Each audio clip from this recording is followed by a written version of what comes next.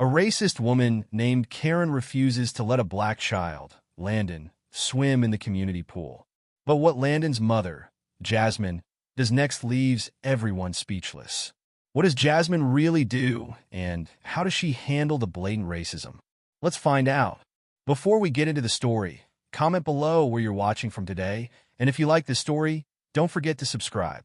The sun beat down on Oakwood Estates, a pristine suburban neighborhood where manicured lawns and perfectly trimmed hedges lined the streets. At the heart of this affluent community stood its crown jewel, the Oakwood Community Pool. With its crystal-clear water and modern facilities, the pool wasn't just a place to cool off. It was a symbol of the comfort and privilege enjoyed by those who called Oakwood home. On this particular Saturday afternoon, the air buzzed with the promise of summer.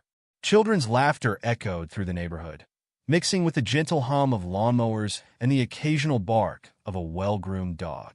The scent of freshly cut grass and barbecue smoke wafted through the air, creating an atmosphere of relaxation and contentment. As residents made their way to the pool, they exchanged friendly waves and casual greetings. Some carried colorful beach towels and coolers filled with refreshments, while others balanced stacks of fashion magazines and sunscreen bottles. The community vibe was one of casual elegance, where everyone seemed to know each other, and newcomers were a rarity. Among the crowd heading towards the pool were Jasmine and her son Landon. Jasmine, a striking woman in her mid-30s, walked with the confidence of someone who knew her worth. Her dark skin glowed in the sunlight, and her natural hair was styled in neat, protective braids. She wore a fashionable one-piece swimsuit under a light cover-up, her beach bag slung casually over one shoulder. "Mom, can we hurry?" Landon asked, tugging at Jasmine's hand. At 8 years old, Landon was the picture of youthful energy. His bright eyes sparkled with excitement, and his wide smile revealed a missing front tooth. He wore blue swim trunks decorated with cartoon sharks and clutched a pair of goggles in his free hand. Jasmine laughed, quickening her pace slightly. "Slow down, buddy. The pool isn't going anywhere." As they walked, Jasmine couldn't help but feel a sense of pride. As a successful lawyer specializing in civil rights cases, she had worked hard to provide this life for her son. Moving to Oakwood Estates had been a big step, but she believed in leading by example. Integration and representation were important to her, and she wanted Landon to grow up in a diverse environment. "Remember what we talked about, Landon," Jasmine said as they approached the pool gate. "What do we do if anyone is unkind?" Landon rolled his eyes good-naturedly. "I know, Mom. We stay calm and use our words. Can we go swim now?" Jasmine ruffled his hair affectionately. "That's my boy. Go on then. I'll be right behind you." As Landon darted through the gate, Jasmine noticed a group of women lounging by the pool's edge. Among them was Mrs. Karen Whitefield, a fixture of the Oakwood social scene. Mrs. Whitefield, with her perfectly coiffed blonde hair and designer sundress, embodied the old guard of the neighborhood. She sat perched on the edge of her lounge chair, sunglasses pushed up on her head as she surveyed the pool area like a queen overlooking her domain. Jasmine had encountered Mrs. Whitefield at several community events since moving in. While always polite on the surface, there was an undercurrent of tension in their interactions. Mrs. Whitefield had a way of making comments that, while not overtly offensive, left Jasmine feeling uneasy. A shout of pure joy erupted from the pool's edge. Landon, unable to contain his excitement any longer, he sprinted towards the pool's edge, arms pumping, a wide grin on his face. Just as he was about to leap, a hand shot out, grabbing his arm and jerking him to a stop. "Now, just a minute, young man," Mrs. Whitefield said, her voice stern. "I don't believe I've seen you here before. Are you a resident?" Landon looked up at her, confusion clouding his features. I live here with my mom," he stammered, pointing towards Jasmine. Mrs. Whitefield's grip on Landon's arm tightened slightly. "I'm sorry, but I can't just take your word for it. This pool is for residents only, and I don't recognize you." Jasmine was already moving, her protective instincts kicking in. "Karen, what are you doing? Let go of my son." Mrs. Whitefield turned to face Jasmine, her expression a mix of concern and determination. "Jasmine, I'm sure you understand. We have to be careful about who we let use the facilities. There have been incidents in the past with outsiders causing trouble. The atmosphere around the pool had shifted. Other residents were watching the scene unfold, some with curiosity, others with discomfort. Landon stood frozen, his earlier excitement replaced by uncertainty and a touch of fear. Jasmine reached her son, gently removing Mrs. Whitefield's hand from his arm. "Karen, we are residents. We've lived here for 6 months. Landon has every right to swim in this pool." Mrs. Whitefield's eyes narrowed. "Well, I've never seen him here before. And frankly, I find it hard to believe that you've been here for 6 months without using the pool. Perhaps there's been some misunderstanding about your status here." The implication in Mrs. Whitefield's words was clear, and Jasmine felt a familiar anger rising in her chest. She had dealt with this kind of subtle racism before, but to see it directed at her son was almost more than she could bear. Jasmine, still standing at the pool's edge with Landon by her side, took a deep breath and decided to give diplomacy one more chance. "Mrs. Whitefield," Jasmine began, her voice calm but firm, "I think there's been a misunderstanding. We are residents here. We've lived at 1542 Oakwood Drive for the past 6 months. I'm sure if we just talk this through, we can resolve this peacefully." Mrs. Whitefield's lips thinned into a tight line. She glanced around at the other pool-goers, many of whom were now watching the exchange with undisguised interest. Squaring her shoulders, she turned back to Jasmine. "Mrs. Johnson," she said, her voice dripping with false politeness, "I'm sure you understand that as a member of the Neighborhood Watch, it's my responsibility to ensure that only residents use our facilities." Jasmine felt her patience wearing thin, but she kept her composure. "I appreciate your dedication to the community, Mrs. Whitefield. However, as I've said, we are residents. We have every right to be here." Mrs. Whitefield's eyes narrowed. "Well, if that's true, I'm sure you won't mind showing me some proof of residency. After all, it's strange that in 6 months, no one has seen you use the pool before." The implication in Mrs. Whitefield's words was clear, and Jasmine felt a surge of anger. She was about to respond when Landon tugged at her hand. "Mom," he whispered, his eyes wide with confusion and a hint of fear. "Why doesn't she believe us? Did we do something wrong?" Jasmine's heart clenched at the uncertainty in her son's voice. She knelt down beside him, speaking softly. "No, sweetie, we haven't done anything wrong. Sometimes people have wrong ideas about others, and it's our job to help them understand better." As Jasmine comforted her son, murmurs began to ripple through the gathered crowd. Some of the onlookers were nodding in agreement with Mrs. Whitefield, while others looked uncomfortable with the situation. "I've never seen them here before," one woman whispered to her friend. "But does that mean they're not residents?" her companion replied, uncertainty clear in her voice. An older man standing nearby cleared his throat. "Now, Karen," he said, addressing Mrs. Whitefield, "don't you think you're being a bit hasty? I've seen Mrs. Johnson at the community center a few times." Mrs. Whitefield turned to the man, her expression hardening. "Frank, I appreciate your input, but you know as well as I do that we need to be cautious. The community pool is for residents only, and we can't just let anyone waltz in here without proper verification." Jasmine stood up, her patience finally reaching its limit. "Mrs. Whitefield," she said, her voice carrying across the now silent pool area, "I want to be very clear. What you're doing right now is discrimination. We are residents of this community, and we have every right to use this pool." Mrs. Whitefield's face flushed red. "Discrimination? How dare you? I'm simply trying to protect our community.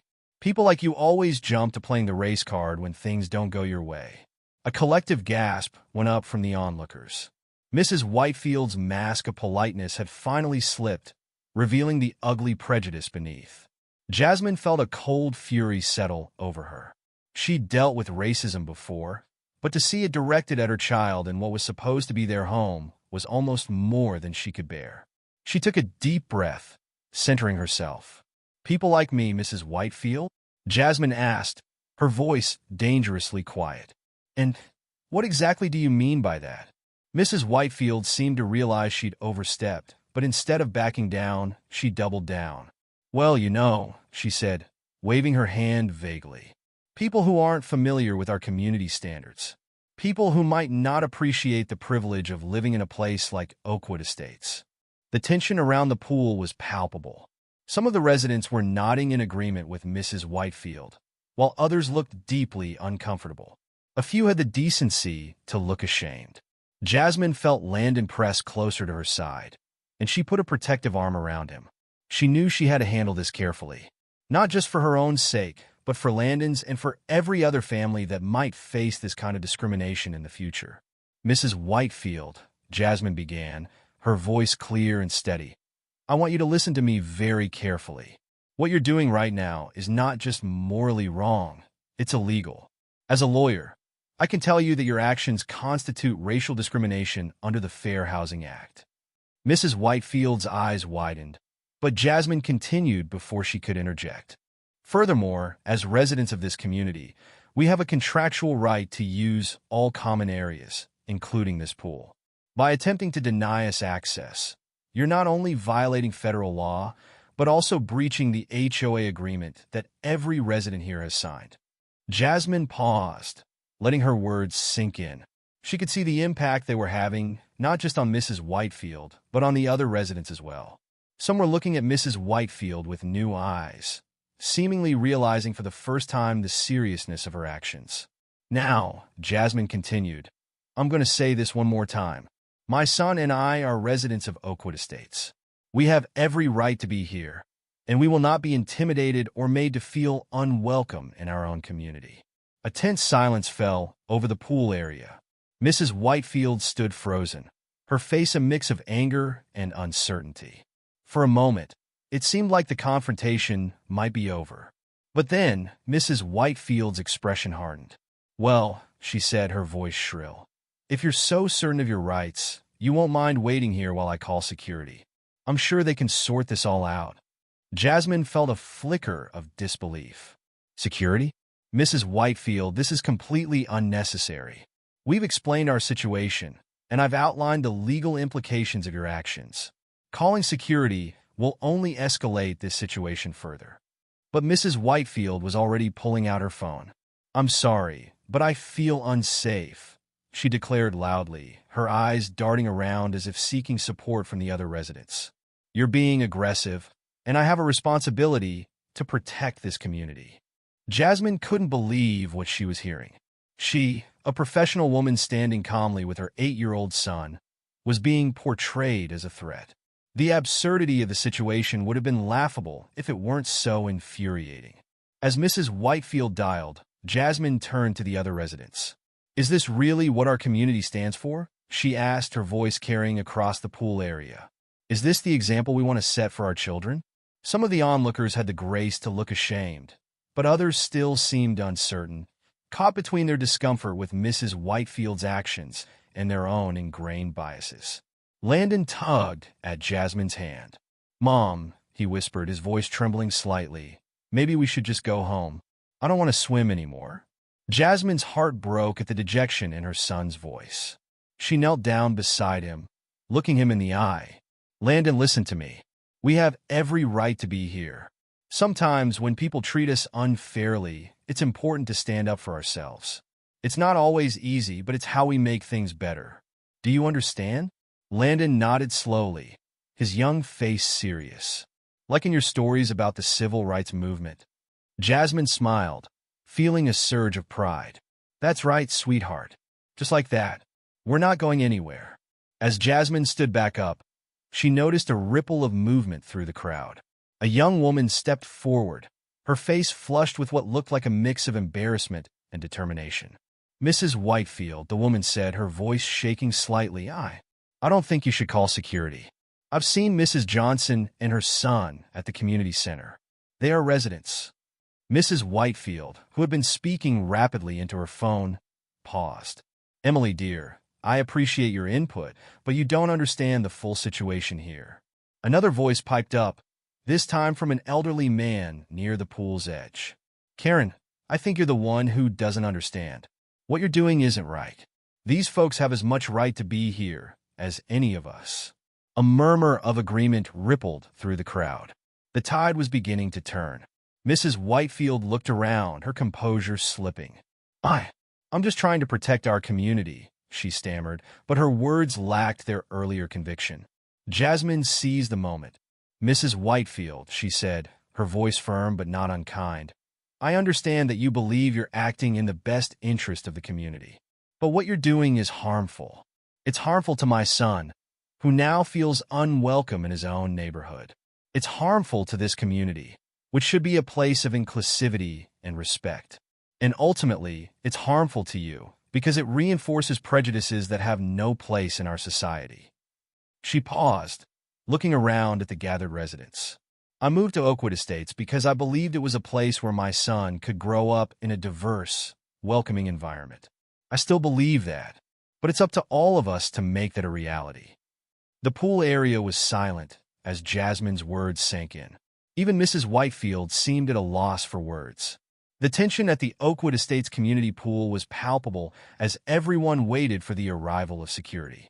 Jasmine stood her ground, her arm protectively around Landon, while Mrs. Whitefield paced nervously, occasionally glancing at her phone as if willing it to ring again.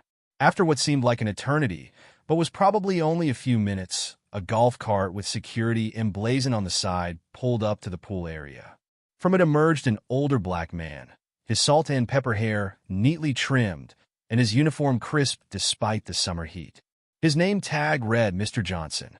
As he approached, Mr. Johnson's eyes swept over the scene, taking in the tense atmosphere and the cluster of onlookers. His expression remained neutral, but there was a weariness in his eyes that suggested he'd seen this kind of situation before. "Good afternoon, folks," he said, his deep voice calm and authoritative. "I received a call about a disturbance. Can someone fill me in on what's happening here?" Mrs. Whitefield stepped forward immediately, her voice high-pitched with nervous energy. "Oh, thank goodness you're here, Mr. Johnson. This woman," she gestured towards Jasmine, "claims to be a resident, but I've never seen her use the pool before. I was simply trying to verify her status when she became confrontational."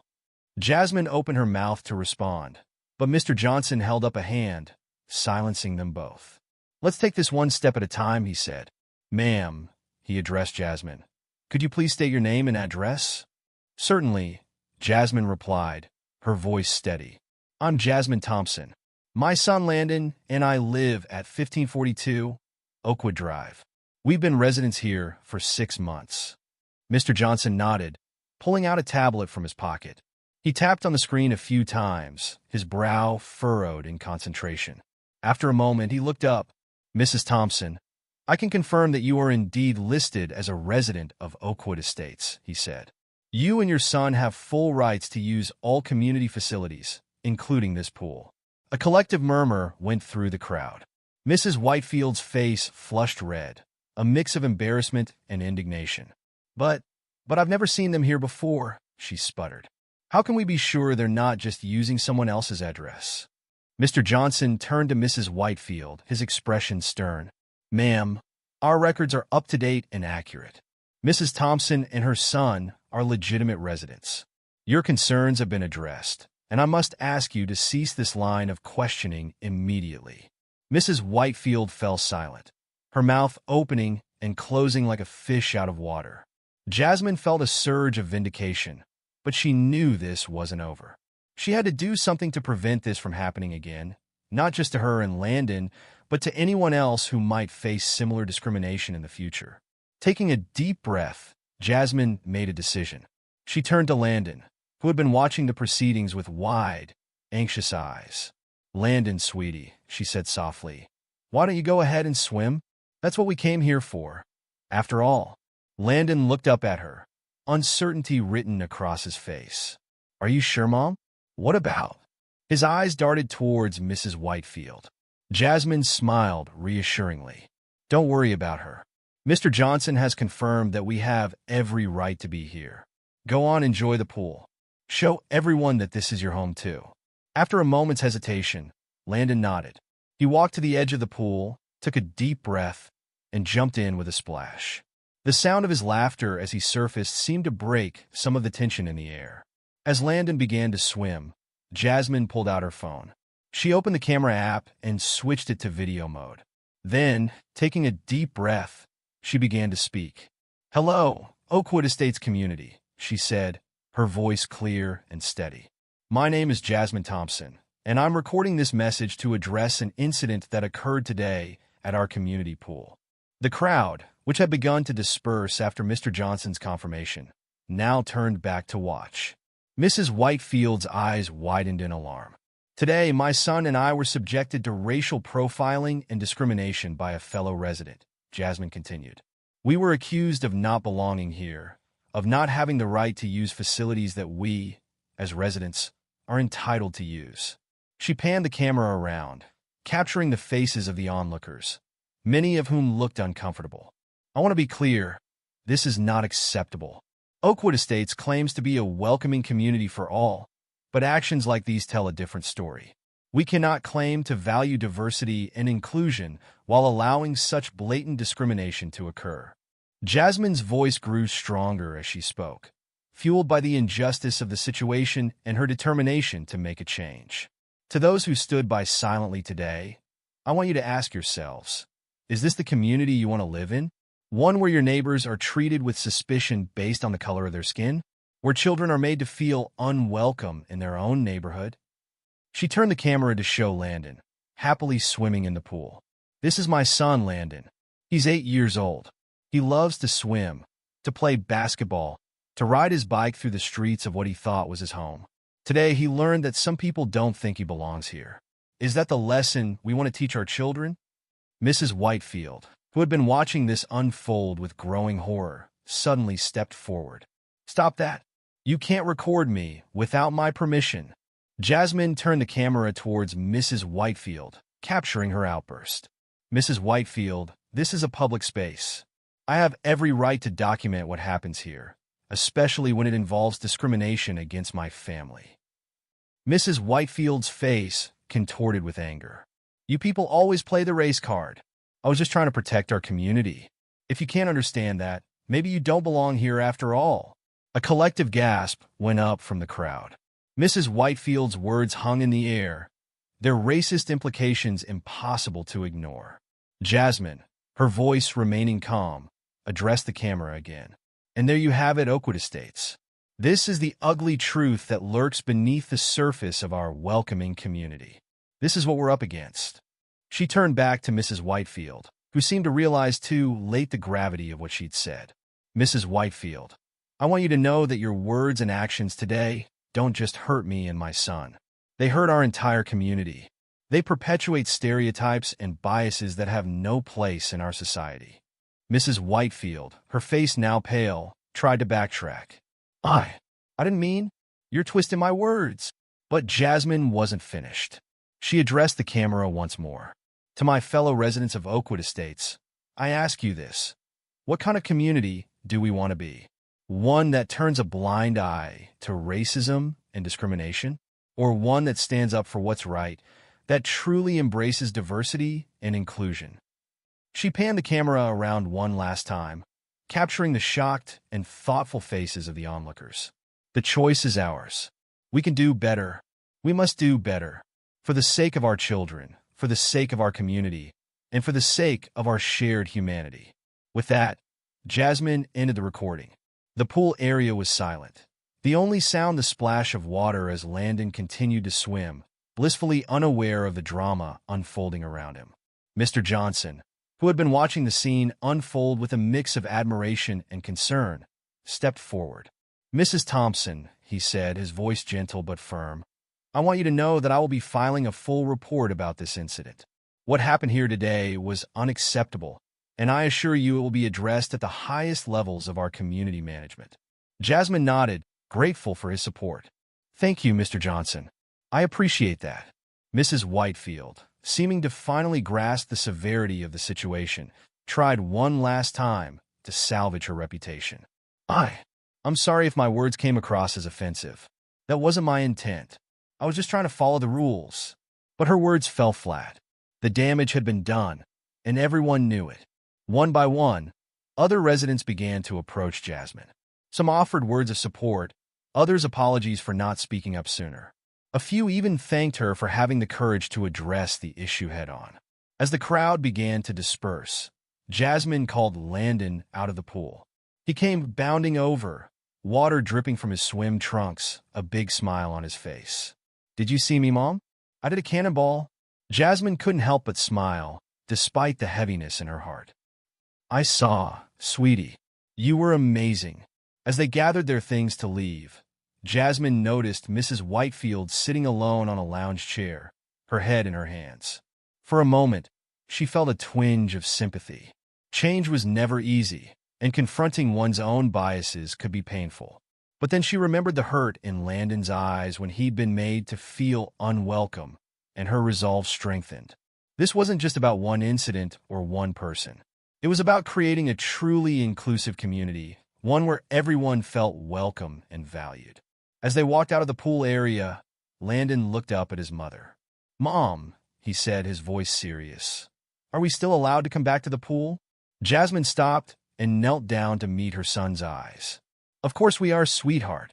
This is our home, and that pool belongs to us just as much as it does to anyone else.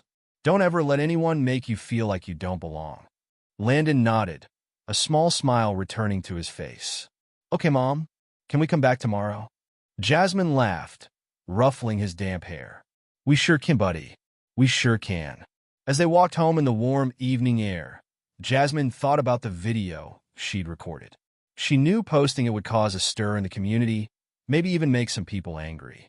But she also knew it was necessary.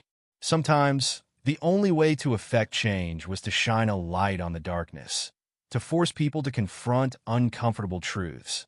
She pulled out her phone and opened the community Facebook group. With a deep breath, she uploaded the video and typed out a simple caption: "A call for change in Oakwood Estates. Let's build a truly inclusive community together." As she hit post, Jasmine felt a mix of anxiety and hope. She didn't know exactly what would happen next, but she knew one thing for certain: things in Oakwood Estates were about to change. The next morning, Jasmine woke up to find her phone buzzing incessantly with notifications. The video had gone viral within the Oakwood Estates community, sparking heated discussions and debates. Some residents expressed shock and outrage at Mrs. Whitefield's behavior, while others defended her, claiming she was just trying to follow the rules. As Jasmine scrolled through the comments, she saw a notification for an emergency HOA meeting scheduled for that evening. The topic? Addressing recent community concerns and promoting inclusivity. She smiled to herself. It wasn't going to be easy, but it was a start. Change was coming to Oakwood Estates, one conversation at a time. Throughout the day, Jasmine received a flood of messages from neighbors she'd never spoken to before. Many expressed their support and apologized for not speaking up at the pool. Others shared their own experiences with subtle, and sometimes not so subtle, discrimination within the community. One message in particular caught her attention. It was from Emily, the young woman who had first spoken up in support of Jasmine at the pool. "Dear Mrs. Thompson, I can't stop thinking about what happened yesterday. I feel ashamed that I didn't do more to help sooner. Your courage in standing up to Mrs. Whitefield and addressing the whole community has inspired me. I want to help make Oakwood Estates a truly welcoming place for everyone. Is there anything I can do? Sincerely, Emily." Jasmine felt a surge of hope as she read the message. This was exactly the kind of response she had hoped for, people willing to acknowledge the problem and actively work towards a solution. As evening approached, Jasmine prepared to attend the HOA meeting. She dressed carefully, choosing an outfit that was professional yet approachable. She wanted to project strength and determination, but also openness to dialogue. "Landon," she called out, "Mrs. Rodriguez from next door is going to watch you while I'm at the meeting. Be good, okay?" Landon looked up from his video game. "Mom, are you going to talk about what happened at the pool?" Jasmine nodded, sitting down next to him. "Yes, sweetie. I'm going to try to make sure that what happened to us doesn't happen to anyone else." Landon was quiet for a moment. Then he said, "I'm glad we didn't leave, Mom. I'm glad we stayed and showed them we belong here." Jasmine felt her eyes well up with tears. She pulled Landon into a hug. "Me too, baby. Me too." As she walked to the community center where the meeting was being held, Jasmine felt a mix of nervousness and determination. She knew that what she was about to do wouldn't be easy, but it was necessary. For Landon, for herself, and for every other family that might face discrimination in the future. The community center was packed when she arrived. It seemed like half the neighborhood had turned out for the meeting. As Jasmine made her way to an empty seat, she could feel eyes on her, some curious, some supportive, and some hostile. The HOA president, a middle-aged man named Tom, called the meeting to order. Good evening, everyone. As you all know, we're here to discuss a situation that occurred at our community pool yesterday. We've all seen the video that Mrs. Thompson posted, and I think it's clear that we need to have a serious conversation about inclusivity in our community. Jasmine took a deep breath. This was it, the turning point. Whatever happened next would shape the future of Oakwood Estates. As she stood up to address the crowd, she silently promised Landon that she would do everything in her power to make their home a place where he could grow up feeling truly welcome and valued. The room fell silent as Jasmine began to speak, her voice clear and strong. Good evening, neighbors. My name is Jasmine Thompson, and yesterday my son and I experienced something that no one should ever have to go through in their own community. As she shared her story, Jasmine could see the impact her words were having. Some people looked ashamed, others angry, and still others seemed to be truly hearing about the reality of racial discrimination for the first time. When she finished speaking, there was a moment of heavy silence.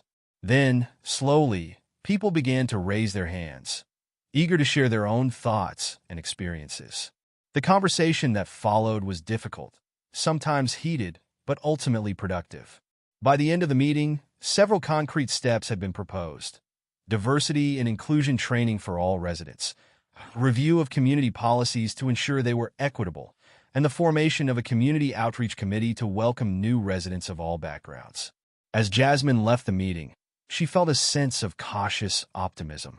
It wasn't perfect, and there was still a long way to go, but it was a start. A real, tangible start.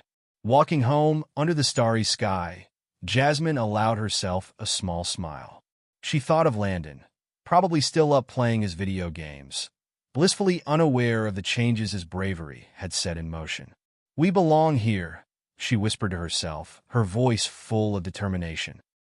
"And we're going to make sure everyone knows it."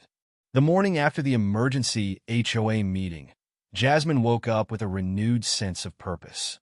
The community's response to her video and the subsequent meeting had been encouraging, but she knew that real change would require more than just words and promises. As she sipped her morning coffee, an idea began to form in her mind. Jasmine reached for her phone and dialed a familiar number. After a few rings, a warm voice answered, "Equal Rights Now, this is Marcus speaking. How can I help you?"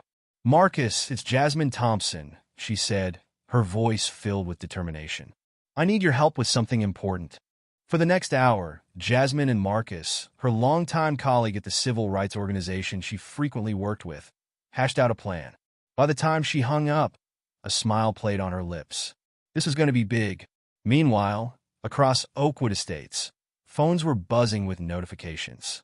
Jasmine's video had spread like wildfire through the community's social media channels.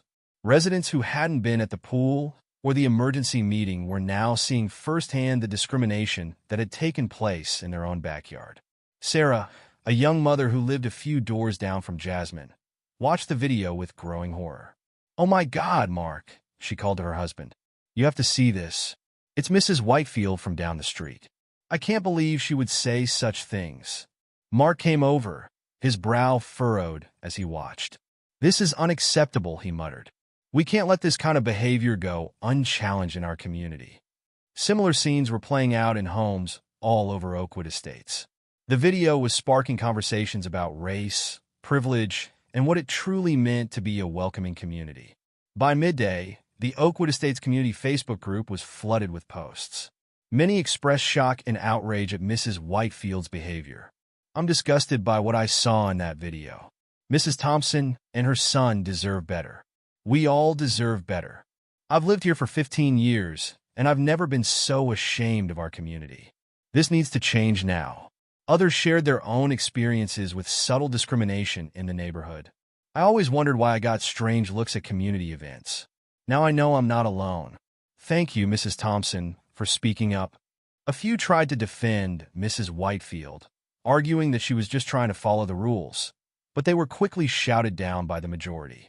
As the online discussion raged on, the HOA found itself under increasing pressure to take action. Tom, the HOA president, called an emergency board meeting to discuss their response. "We need to do something big," said Lisa, one of the board members. "This isn't just about one incident. It's about the kind of community we want to be." The others nodded in agreement.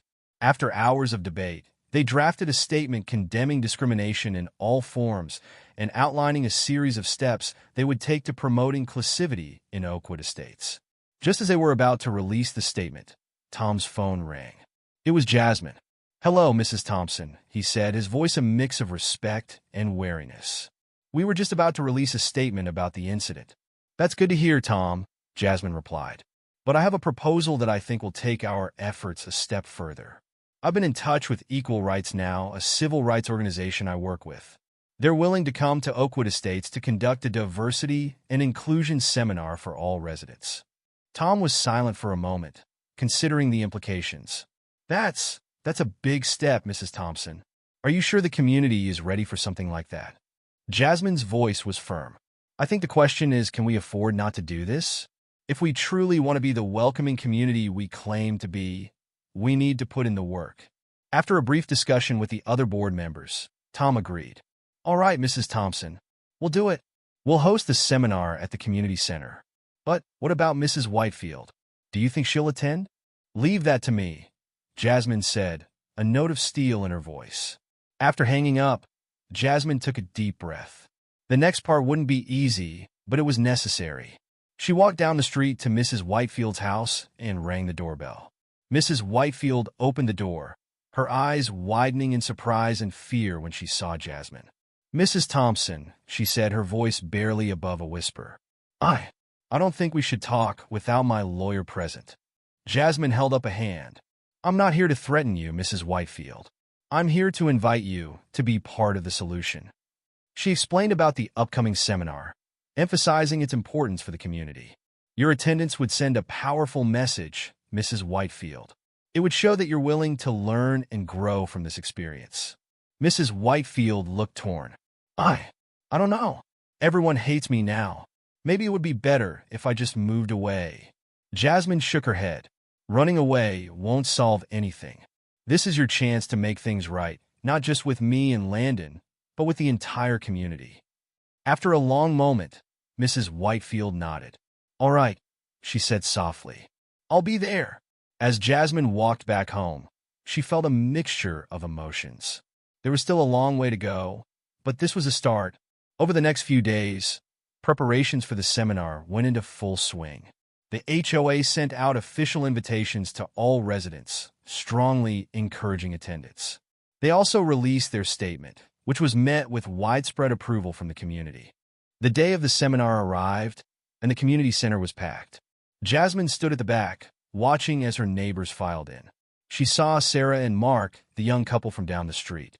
Emily, the woman who had first spoken up at the pool, gave Jasmine an encouraging smile as she walked past. And then, just as the seminar was about to begin, Mrs. Whitefield walked in. A hush fell over the room as she made her way to a seat in the back, her head down and her shoulders hunched. Marcus, the facilitator from Equal Rights Now, began the seminar with a powerful statement about the importance of creating truly inclusive communities. As he spoke, Jasmine could see her neighbors listening intently, many nodding in agreement. The seminar covered a wide range of topics, from the history of housing discrimination to the subtle ways bias can manifest in everyday interactions. There were group exercises that encourage people to examine their own prejudices and role-playing scenarios to practice intervening when witnessing discrimination. Throughout it all, Mrs. Whitefield sat quietly, her face a mask of concentration. Jasmine found herself watching the older woman, wondering what was going through her mind. As the seminar drew to a close, Marcus opened the floor for comments. After a moment of hesitation, Mrs. Whitefield stood up. The room went silent. I want to apologize," she began, her voice shaking, "to Mrs. Thompson and her son, to all of you, and to myself. I've lived in this community for 30 years, and I thought I knew what was best for it. But I was wrong. My actions were hurtful and discriminatory, and there's no excuse for that. She turned to face Jasmine directly. Mrs. Thompson, I am truly sorry for the pain I caused you and your son. I hope that one day you can forgive me, and I want you to know that I'm committed to doing better, to being better. Jasmine felt tears pricking at her eyes. She nodded at Mrs. Whitefield, acknowledging her words. Mrs. Whitefield wasn't finished. To all of you, my neighbors, I want to say this. We can do better. We must do better. This seminar has opened my eyes to so much, and I hope it's done the same for all of you. Let's make Oakwood Estates a truly welcoming place for everyone. As Mrs. Whitefield sat down, the room erupted in applause. Jasmine could see tears on many faces, including her own. After the seminar, as people were filing out, Tom approached Jasmine. Mrs. Thompson, on behalf of the HOA, I want to thank you. Not just for organizing this seminar, but for pushing us to be better. We've drafted some new policies that we'd like you to review. They're designed to prevent discrimination and promote inclusivity in our community. Jasmine nodded, feeling a sense of accomplishment. I'd be happy to review them, Tom. And thank you for being open to change. As she left the community center, Jasmine felt a tap on her shoulder. She turned to find Mrs. Whitefield standing there. Mrs. Thompson, the older woman said, her voice soft. I know I have no right to ask this, but do you think we could talk sometime?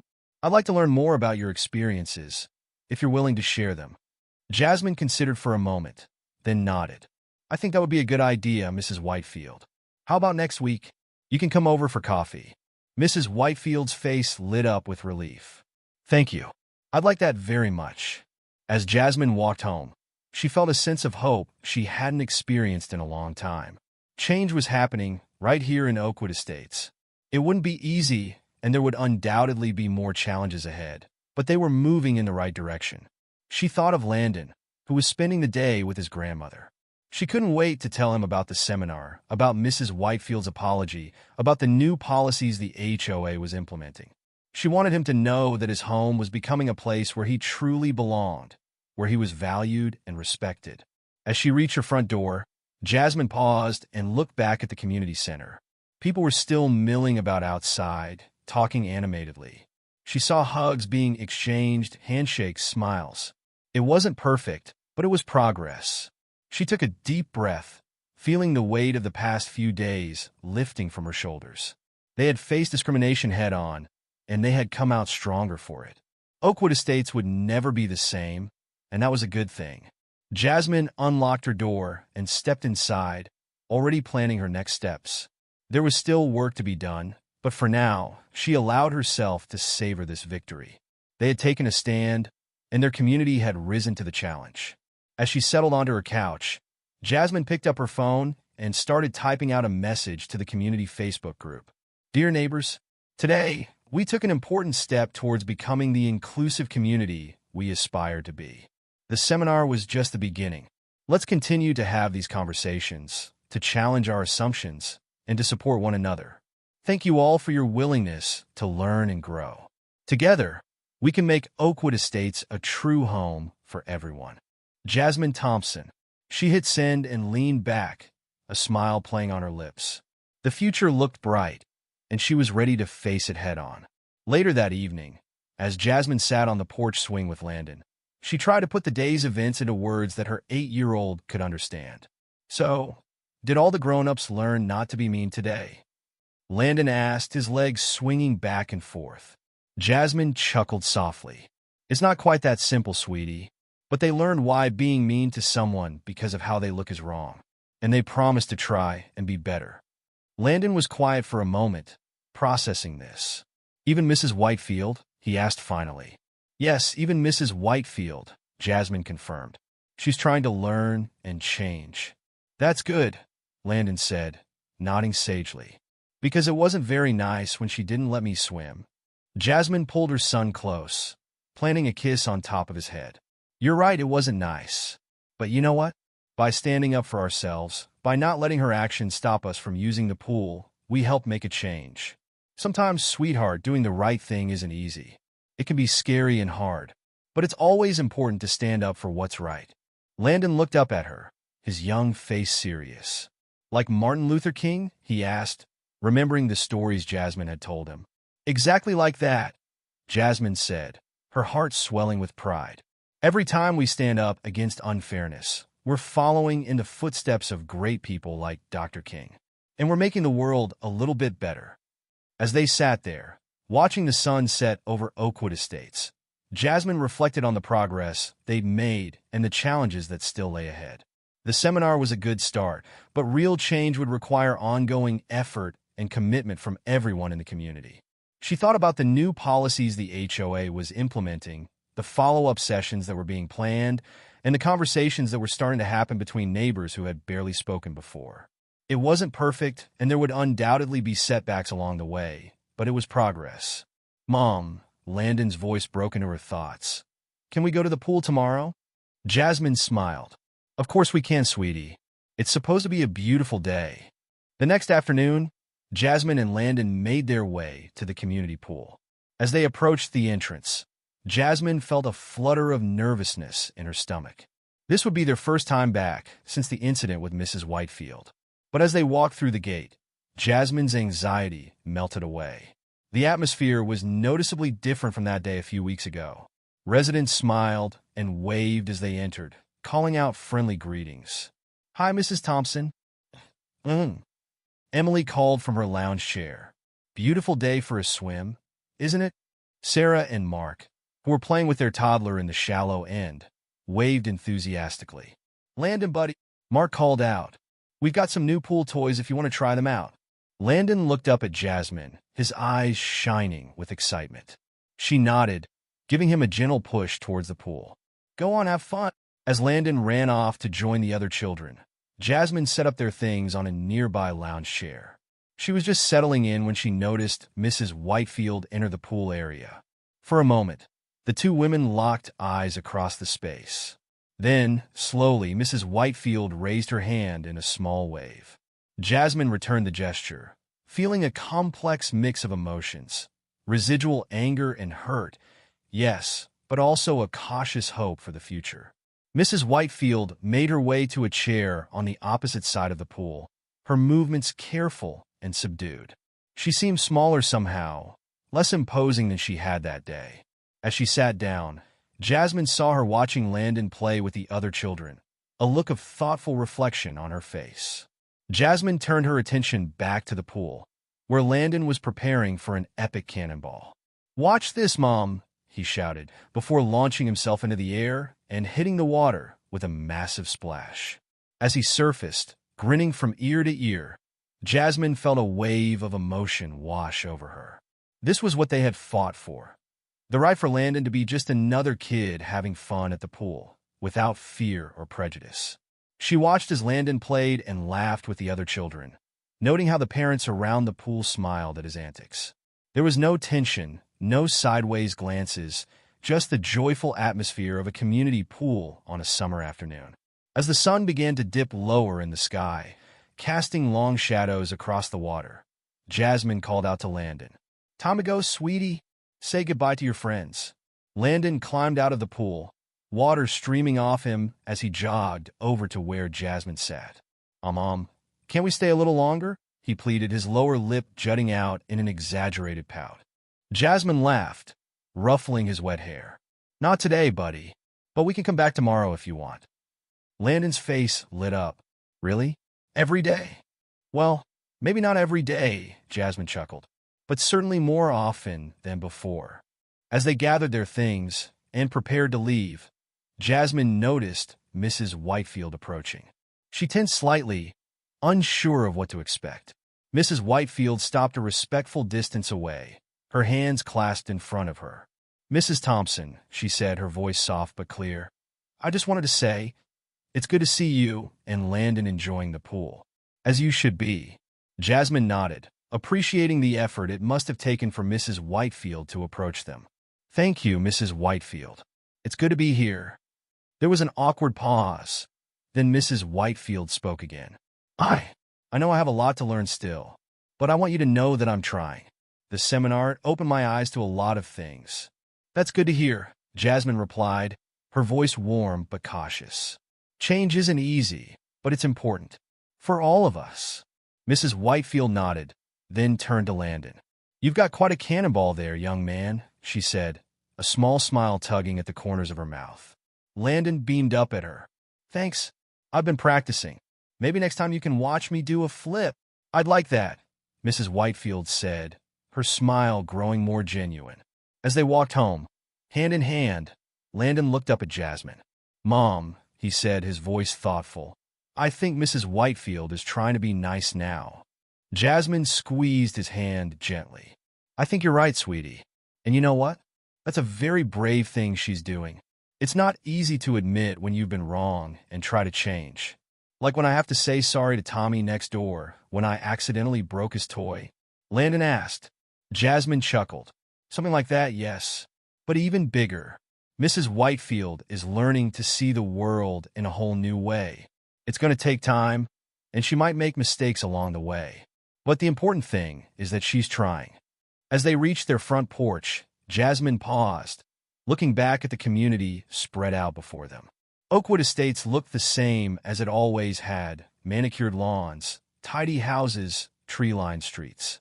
But she knew that beneath the surface, important changes were taking place. It wouldn't be easy. There would be more difficult conversations, more uncomfortable moments, more work to be done. But standing there, with Landon's small hand in hers, Jasmine felt a sense of hope for the future. "You know what, Landon?" she said, smiling down at her son. "I think we're going to be just fine here." Landon grinned up at her, his eyes sparkling with the simple joy of a child who feels safe and loved. "I know, Mom," he said. "This is our home." As they stepped inside, closing the door behind them, Jasmine felt a sense of peace settle over her. They had faced adversity, stood up for what was right, and in doing so, had helped to create positive change in their community. It wasn't the end of their journey, but it was a beautiful beginning. And as the sun set over Oakwood Estates, casting a warm glow over the neighborhood, there was a sense of possibility in the air, a promise of a more inclusive, understanding, and united community for all who called this place home. In the months that followed the pool incident and the diversity seminar, Oakwood Estates underwent a gradual but noticeable transformation. The changes weren't always big or dramatic, but they were significant in their own way. Jasmine found herself at the center of this change, though not by design. Her actions had inspired many in the community to reflect on their own behaviors and attitudes. She was often approached by neighbors seeking advice or simply wanting to share their experiences and insights. The HOA, true to their word, implemented new policies to promote inclusivity. They established a diversity and inclusion committee, with Jasmine as one of its founding members. The committee organized regular events to celebrate the various cultures represented in Oakwood Estates, from food festivals to cultural awareness days. Mrs. Whitefield, to many people's surprise, became one of the most active participants in these new initiatives. She seemed determined to make amends for her past behavior, throwing herself into volunteer work and community outreach. While some residents remained wary of her, many appreciated her efforts to change. Landon, for his part, flourished in this new environment. He became a regular at the community pool, often organizing games and activities for the other children. His openness and friendliness seemed to break down barriers that even adults struggled with, as he played with kids from all backgrounds without a second thought. One sunny Saturday, about 6 months after the incident, Oakwood Estates held its first multicultural fair. The community center and surrounding grounds were transformed into a vibrant celebration of diversity. Food stalls offered cuisine from around the world. Local artists displayed works reflecting various cultural traditions, and a stage hosted performances ranging from African drumming to Chinese lion dancing. Jasmine stood near the entrance, greeting people as they arrived. She couldn't help but feel a sense of pride as she watched her neighbors mingle, try new foods, and engage in conversations with people they might never have spoken to before.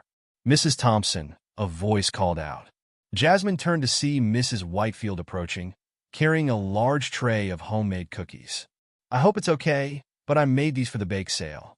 It's an old family recipe, but I added a little twist this time, cardamom inspired by that lovely Indian family that moved in last month." Jasmine smiled warmly. "That sounds delicious, Mrs. Whitefield. I'm sure they'll be a hit." As Mrs. Whitefield moved on to the bake sale table, Jasmine felt a tug on her sleeve. It was Landon, his face flushed with excitement. "Mom, you gotta come see. Mr. Chun is teaching us how to do Tai Chi." Jasmine let her son lead her to a grassy area where a group of adults and children were following the graceful movements of an elderly Chinese man. She watched as Landon joined in, his face scrunched in concentration as he tried to mirror Mr. Chen's actions. As the day wore on, Jasmine found herself in conversation with Tom, the HOA president. "You know," he said, gesturing at the bustling fair, "none of this would have happened if you hadn't stood up that day at the pool. You really changed things around here, Jasmine." Jasmine shook her head modestly. "I just did what was right. It's everyone in this community who's made the real change. We all had to want it and work for it." As the sun began to set, casting a warm glow over the fair, a local jazz band took the stage. People gathered around, some dancing, others simply swaying to the music. Jasmine spotted Mrs. Whitefield in the crowd, clapping along and chatting animatedly with a young black couple who had recently moved to the neighborhood. Landon came running up, out of breath and grinning from ear to ear. "Mom, this is the best day ever. Can we do this every week?" Jasmine laughed, ruffling his hair. "Maybe not every week, sweetie, but I'm sure we'll do it again. Did you have fun?" Landon nodded enthusiastically. "I learned how to say hello in 5 different languages, and Mrs. Whitefield's cookies were amazing. And Mr. Chen said I'm a natural at Tai Chi." As they walked home later that evening, Landon's hand in hers, Jasmine reflected on how far they'd come. The incident at the pool, painful as it had been, had sparked a change that was transforming their community into something beautiful. She thought about the long road ahead. There would still be challenges, misunderstandings, and difficult conversations. But she felt hopeful. Oakwood Estates was becoming the kind of place she had always dreamed of raising Landon. A place where diversity was celebrated, where people looked out for each other, and where everyone felt like they belonged. As they reached their front porch, Jasmine paused, looking back at the twinkling lights of the fair in the distance. She thought about all the lives that had been touched, all the connections that had been made, all because she had refused to let injustice stand. "You know what, Landon?" she said, smiling down at her son. "I think we're home. Really home." Landon grinned up at her, his eyes heavy with sleep, but still sparkling with the joy of the day. "I know, Mom. It's the best home ever." As they stepped inside, Jasmine felt a deep sense of contentment. They had faced adversity, stood up for what was right, and in doing so, had helped to create a community that was stronger, more inclusive, and more united than ever before. It wasn't the end of their journey, but it was a beautiful new beginning, not just for them, but for everyone in Oakwood Estates. Like Jasmine and Landon, have you ever faced a situation where standing up for what's right was challenging? If yes, how did you handle it? Let me know in the comments below. If you enjoyed this story, please consider subscribing to my channel. I put in a lot of time and effort crafting these heartfelt narratives, and your support truly means the world to me. Thank you for being a part of this journey.